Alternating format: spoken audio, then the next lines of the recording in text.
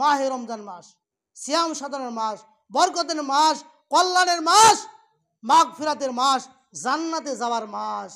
এই মাসেই মানুষকে আমি ক্ষমা করে দেই।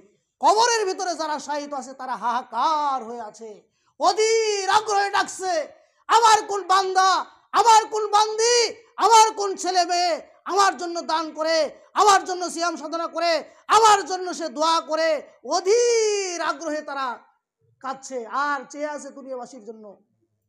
চেয়ে আছে আমার ছেলে মেয়ে, হায় রে কত কষ্ট করেছি, মাথার ঘাম পায়ে ফেলে উপার্জন করেছি, কত টাকা পয়সা অর্থ সম্পদ দুনিয়ায় রেখে আসছি, আল্লাহ আমার ছেলে মেয়েরা দান করবে, আমার জন্য দোয়া করবে, কোরআন তেলাওয়াত করবে, দান সাদকা করবে, সিয়াম সাধনা করবে, এই জন্য তারা বেকুল হয়ে আছে।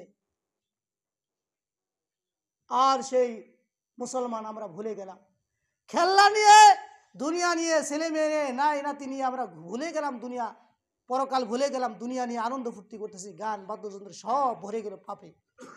সেই জান্নাতের কথা, সেই পরকালের শাস্তির কথা আমাদের খেয়াল নেই। যদি আমল যদি খারাপ হয়ে যায় জাহান্নামে যেতে হবে, খারা জাহান্নাম, জাহান্নাম থেকে কেউ রক্ষা করতে পারবে না।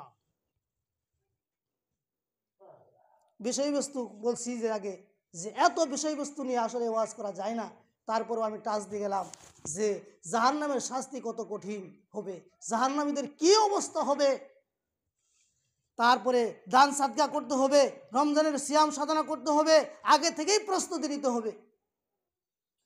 এগুলো আমাদের খেয়াল করতে হবে যে দুনিয়া থাকার জায়গা না, আমরা থাকতে আসি না, থাকতে আসছি, কেউ থাকতে।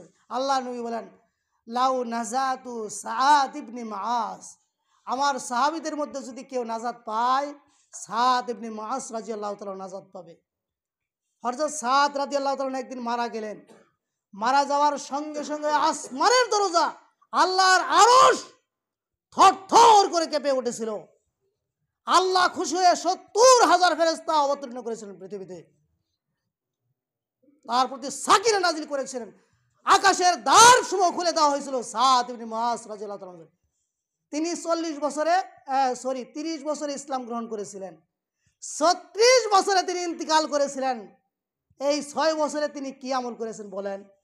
আল্লাহর কি সান্নিধ্য, আল্লাহ কি খুশি হয়েছিলেন।